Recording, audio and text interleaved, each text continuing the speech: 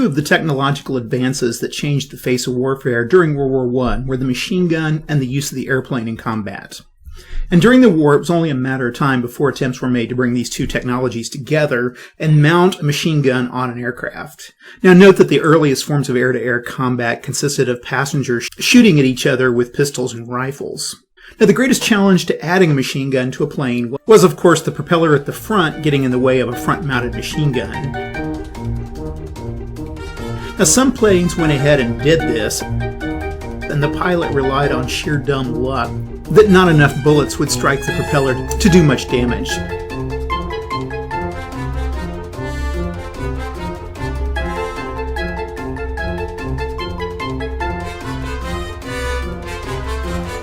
Now, this situation was less than ideal.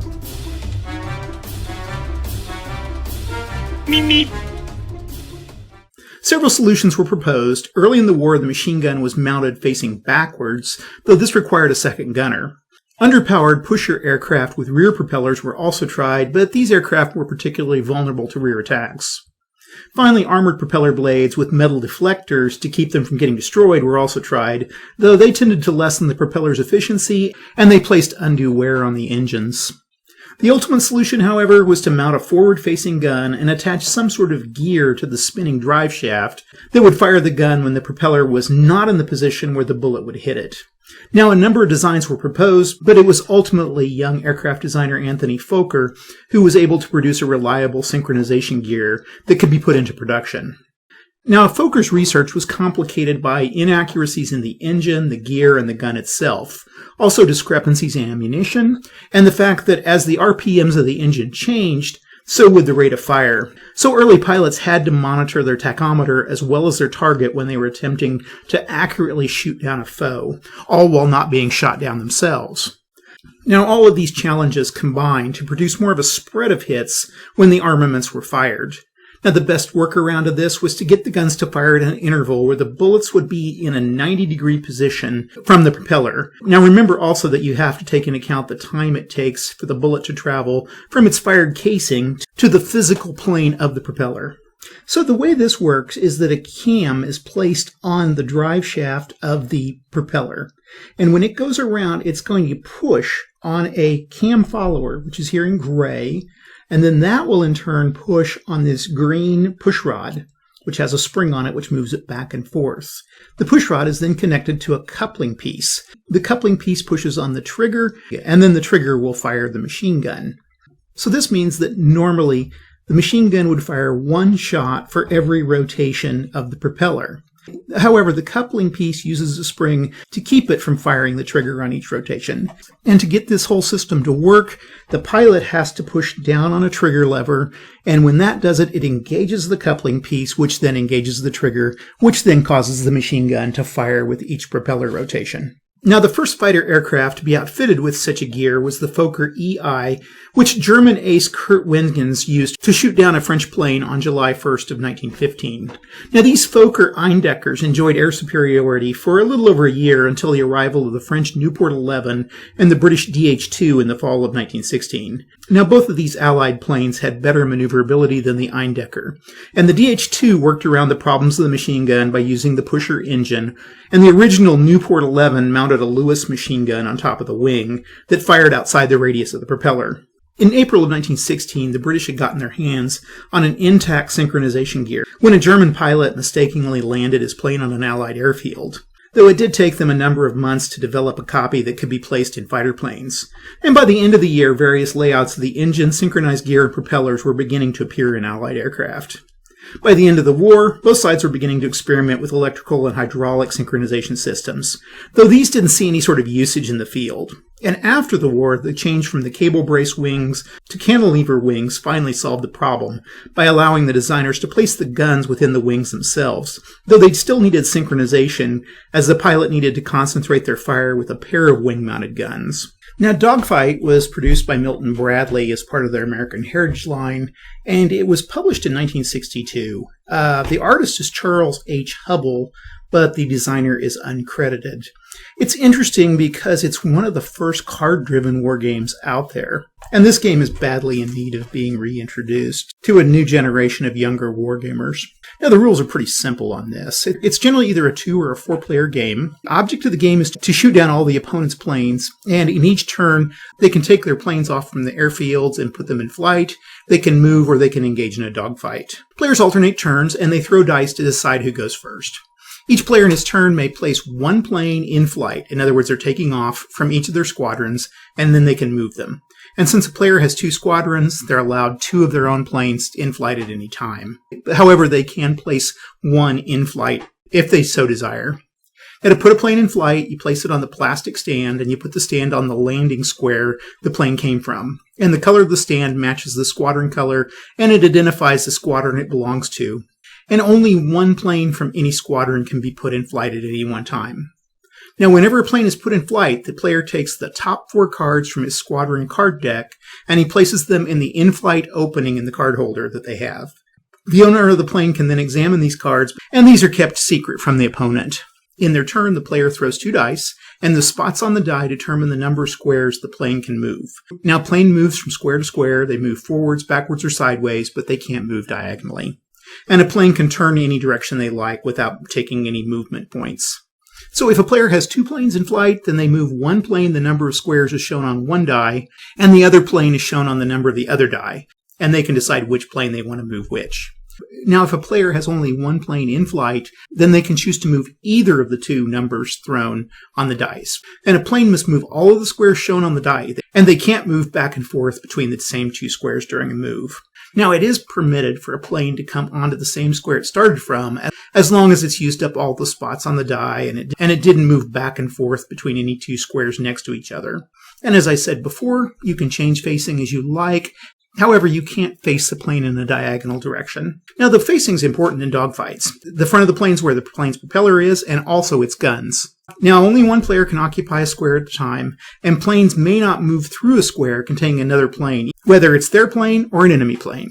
Now, planes can also be moved back to their own squadron airfield and landed. To land a plane, it has to be moved by count of dice back to the empty landing square of its own squadron and taken off the stand. It's then placed on the board in that square, and planes can only land on their own squadron field. Now, dogfights occur at the end of a player's move, and they can occur between either one plane or 2 of your own planes against a single plane. However, these planes do have to be in a square that's next to the enemy plane, and they have to be faced so that their plane is faced towards the enemy's plane. The square cannot be on a diagonal, and the attacking player is the one which just moved into the dogfight position at the end of its move. And there are 3 attack positions possible for a dogfight. There's a head-on position, a side position, and a tail position. As I said before, 2 planes can attack one plane at the same time, and also 2 dogfights involving 2 pairs of planes at different parts of the board are possible. Now, whenever 2 planes or 2 dogfights are to take place, the player whose move just ended decides which plane or dogfight to start first. And to resolve a dogfight, you rely on these squadron cards. Now, each plane can only use its own in-flight cards, which are drawn when the plane was first put on the stand and took off. And the attacking plane shoots by playing a burst card. Now, the attached plane defends if possible by playing the proper defense card in return. And once a card has been played, it goes into the discard section of the card holder. As the cards are used up in these dogfights, the plane will eventually have to go back to its own airfield and land. And after you land, all remaining unused in-flight cards can be discarded, or you can keep any that you want and replace them up to your hand size. So let's start with the side attack. In a side attack, the attacker plane shoots by playing one burst card of any value, 1 through 5. And if the attacked plane has no rollout card, it's shot down and it's removed from the game. However, if the attack plane has a rollout card, it can play it and it's not shot down. In other words, the rollout causes the attacker to miss. Now, in a side attack, the attacking plane can't play another card, and essentially the dogfight's over. Now, if the card play for a head-on attack's a little different, and in this case, both planes shoot at each other. The attacking plane shoots first by playing their highest burst card, with 5 being the highest. The attack player, in turn, can cancel the burst by playing one of its own burst cards of an equal value, or if they have one, they can play a burst card of a higher value and shoot down their attacker. Now, if the attack plane has no burst cards, or only those of a lower value, then they're shot down. Finally, the most complicated is tail attacks. And in a tail attack, the attacking plane shoots first by playing a burst card of any value. Now, if the attacked plane has no loop card, then it's shot down. However, if the attacked plane does have a loop card, it can play it as a defense against the tail attack. And on playing a loop card, the planes exchange squares so that the attacked plane is now aiming at the tail of the previous attacking plane. So after this exchange of squares, the tail plane can now play their own burst card of any value at the opponent's plane. And now the attacked plane must play a loop card, if they have one, to exchange positions again and shoot. And if they have no loop card, they're shot down. So basically, playing a loop card when you're under a tail attack causes the burst card to miss. Now, if the tail plane has no burst card, then the dogfight's over, and neither plane is shot down. When planes are shot down, they're removed from the game, and the stands return to the proper squadron airfield. Now, the remaining in-flight cards of the shot down plane are placed in the discard stack. Now, when a plane's been attacked but not shot down, it can move in the next turn according to the throw of the dice. It cannot just stay in the same place and dogfight without moving. Now, when all cards have been taken, then the discards are shuffled and the piles put face down on the game board ready to use again. And all of the cards have to be drawn before shuffling the discards. Now, two things have to occur before a plane that's in flight is allowed to return to the airfield and land. It has to either be in a dogfight, or if it's not been in a dogfight, it has to go past the double black line in the center of the board, which is no man's land. So if you didn't like your hand, you can't just fly back up into the air, turn around, land, and get a new hand of cards. Now, planes on the ground can be attacked from the air. Now, you'll notice that the airfields are surrounded by anti-aircraft guns. Now, if an enemy plane flies over or stops on an anti-aircraft square, the anti-aircraft piece is immediately turned over and examined. If it says hit, the plane is shot down and removed from the game. If it says miss, nothing happens to the plane. And the enemies stay there or they can continue to move. Now, once the anti-aircraft guns are dealt with, a plane is able to shoot at enemy planes on the ground. And basically, the plane in flight has to stop on the square next to the grounded plane. They can then shoot a burst card of any value, and the plane on the ground has no defense and is essentially eliminated from the game. Now, any plane that's shot down at least one enemy plane in a dogfight or on the ground becomes an ace. And to fully gain ace status, that plane has to fly back and land on a friendly airfield.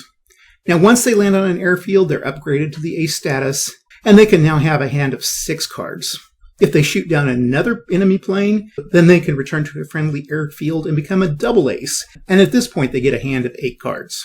Now, the winner of the game is the player who shot down all of the opponent's planes. Now, if you decide to play the game with 4 players, then 2 players play the Germans, 2 players play the Allies.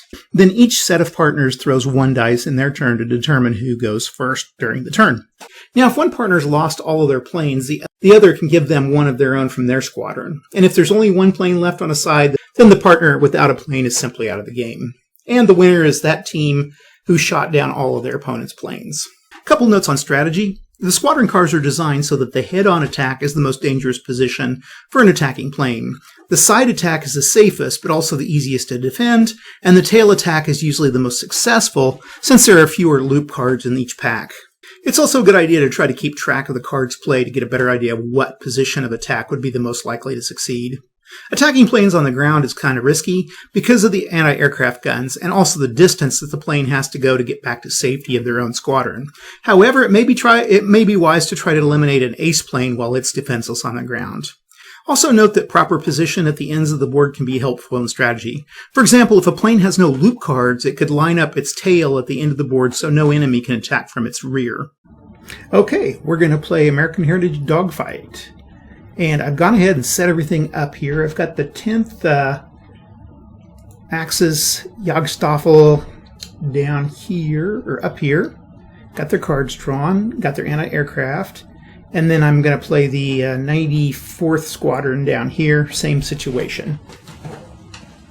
So we will roll to see who goes first, and I'm just going to go with an I go, you go sort of situation so that I don't roll for initiative for each round. So we'll start with the Germans get a 6 and the Allies get a 2.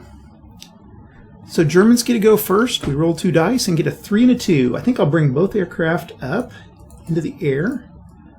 Wow. 1, 2, 3, and then this guy's going to go 1, 2. Okay, we retire. Go to the 94th. Roll 2 dice, and we get a 6 and a 4. So this guy, I think I'm going to go 1, 2, 3, 4, 5, 6. And this guy's going to go 1, 2, 3, 4. Okay. We retire again. We go back to the 10th. And we roll 2 die and get a 5 and a 5. Can't quite reach this guy. I think what we'll do is go 1, 2, 3, 4, 5. And then 1, 2, 3, 4, 5. I think we're going to try to gang up on this one first. Okay. Go back to the 94th or 95th. This will work the same way. So we get a 6 and a 3. 1, 2, 3. 2, 3. Okay. Let's try this. We're going to go here, and I'm going to see, I think I'm going to try to shoot from the side on him. And then the other guy's going to go 6. Let's move him. 1, 2, 3, 4, 5, 6. And so let's resolve this battle. So the allied player, this is allied number 2, so it's the bottom one. I use my burst. Now this is the only burst I've got. So I'm going to have, if I do shoot this guy down, I'm going to have to return back to the airfield. Okay, let's check, see what the Axis has. And this is Axis 1.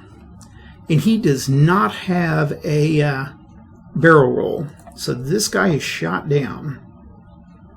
So we'll just put him over here with the... I guess there's no really place to put the shot down ones. Let's just put him over here.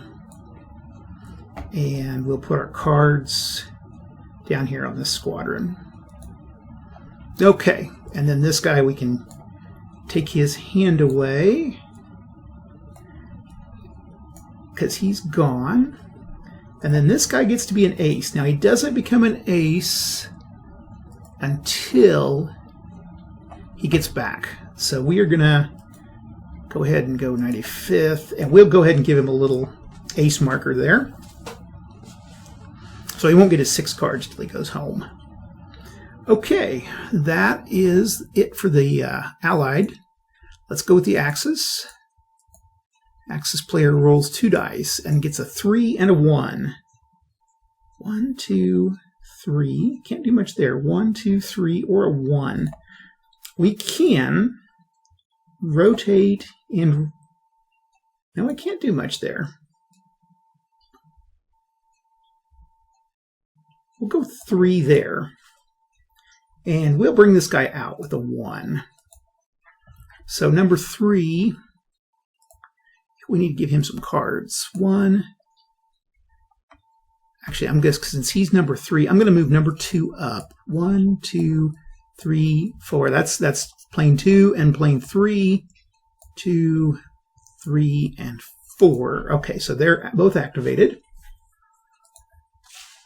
And that's all I can do. And then let's go back to the 94th or 95th. And we'll roll 2 die. A 1 and a 1. Not much there. I think I'll rotate him, and move 1. And then we'll rotate him and move 1. I want to get him back and landed. Okay. Go to the 10th. We get a 5 and a 4. 1, 2, 3, 4, 5. Okay, I will do that. And then this guy's going to go 1, 2, 3, 4. And he's moved, so he's going to see if he activates the anti-aircraft. It's a miss, so he does. Now he's also in the same hex as this guy, so all he needs to do is shoot. And we'll use the 1 burst. And by shooting this guy on the ground, he destroys him. So we can retire this guy back. He goes back up here. And then this guy is also a... it's hard to get these guys. Let's just get this guy out of here. This guy is a retire, get him back to 10th, make him an ace. Come on. Let's see, increase. There we go. Everybody else has moved. Everything's done. That's the whole axis turn. Okay, we're going to retire. We go to the 95th. There's their cards. And we roll twice. 2 and 1. Okay, this guy's going to rotate and make a side attack. That's 1 and 2. And we look at our cards. Now this was ace. This is number 1. Airplane number 1. He can do this burst. And airplane number 3 is the axis. Does he have a barrel roll? This is 3. Oh, that's 3 here. Okay, barrel roll this guy. So he makes it away. Okay, that's the end of the allied turn. Go to our axis turn. And roll twice. 3 and 3. Okay. Rotate around. We don't want to go over any more of those guns. 1, 2, 3. 1, 2, 3.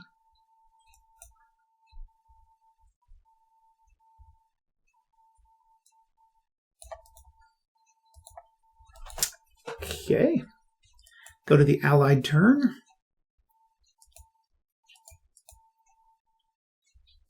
And the allied turns, we roll a 3 and a 4.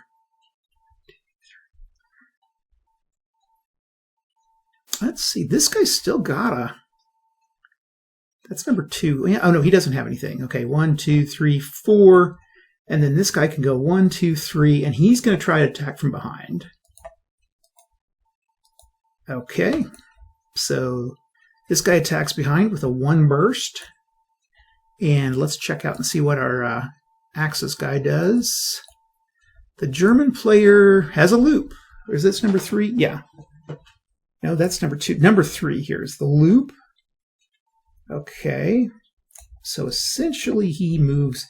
Now, you're supposed to move them back around, but with the way this is set up, with no solitaire mode, it's easier just to do this. Okay. So now he's behind, and he can fire a burst at the ally. Let's see what the ally can do. The allied player goes and can make a loop and fire oh, no burst. Okay. So he gets away. Now the Axis player, if he has another loop,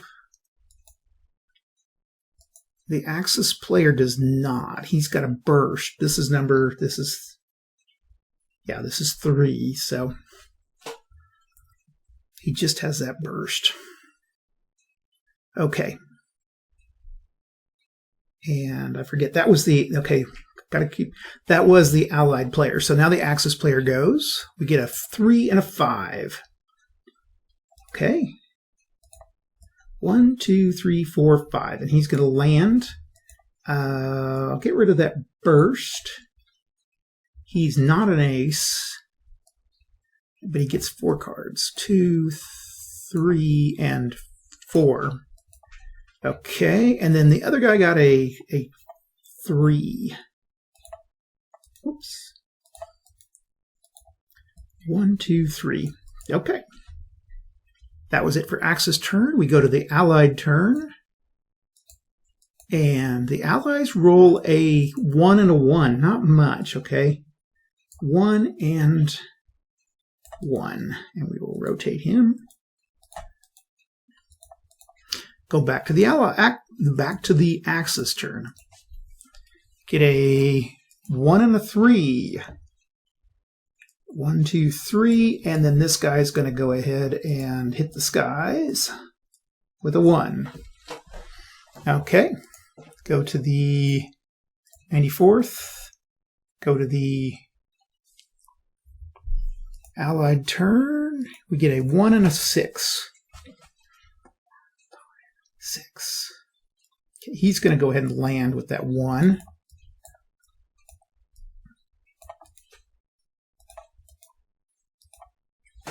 And then this guy's got a 6. Nope.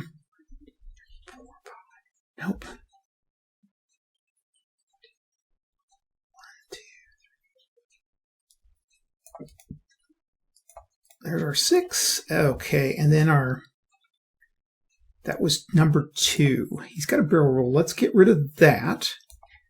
And I get 6 cards. 1, 2, 3, 4, 5, 6. All bursts. Okay, I can handle about anything there. Okay, we retire. Go back to the 10th. Axis goes. It's a 5 and a 4. 1, 2, 3, 4, 5. And a 4.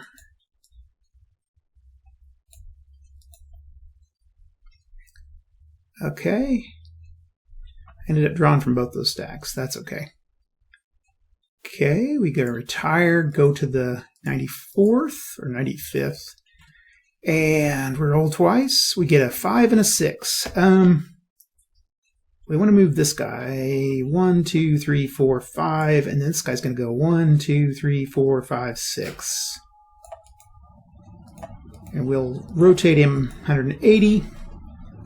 We retire, go to the 10th, and we get a 3 and a 1. Turn him around. And then this guy's going to go with 1. And then this ace is... I want the loop, I want the barrel roll, I want the burst, but I want 1, 2... Whoops, we'll be consistent here. 1, 2, 3.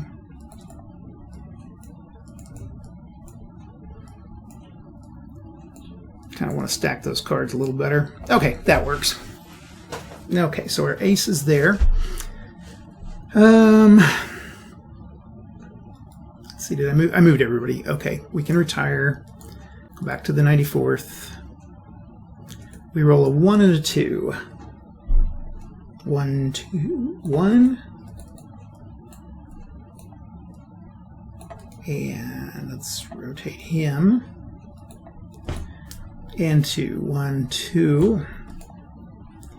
And so this guy gets some cards. Let's see what he's got. I'll take those, but he's not an ace. So he just gets 2 more cards. Okay. Retire for the Axis. This is taking longer than most of the games. They usually run pretty short. 3 and 3. Okay. 3 and 1, 2, 3. We go retire to the Allies. And roll a 5 and a 5. 1, 2, 3, 4, 5. Okay. Rotate. Rotate. He looks good. He's going to attack here. And then 1, 2, 3, 4. We will turn him here and make him 5. Okay, so our ace goes first. And we're going to use a 2 burst. That means then the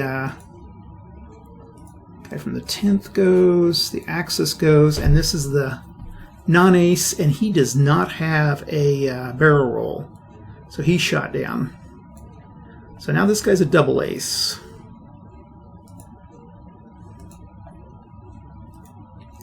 Okay, Mr. Double Ace.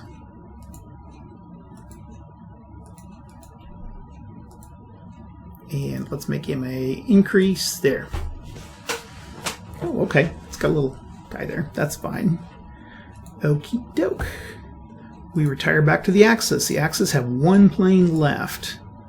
They're going to get a 2 and a 3. I will choose the 3. 1, 2, 3. Okay. We retire the to the 95th. Allies get a 5 and a 6. Oh, 1, 2, 3, 4, 5. Okay, that looks good. We'll shoot from the side. And then a 6. 1, 2, 3, 4, 5, 6. Oh, wow. Okay. We're just going to come at this poor guy either way. I can do that. So let's start with this non-ace. He does a 1 burst.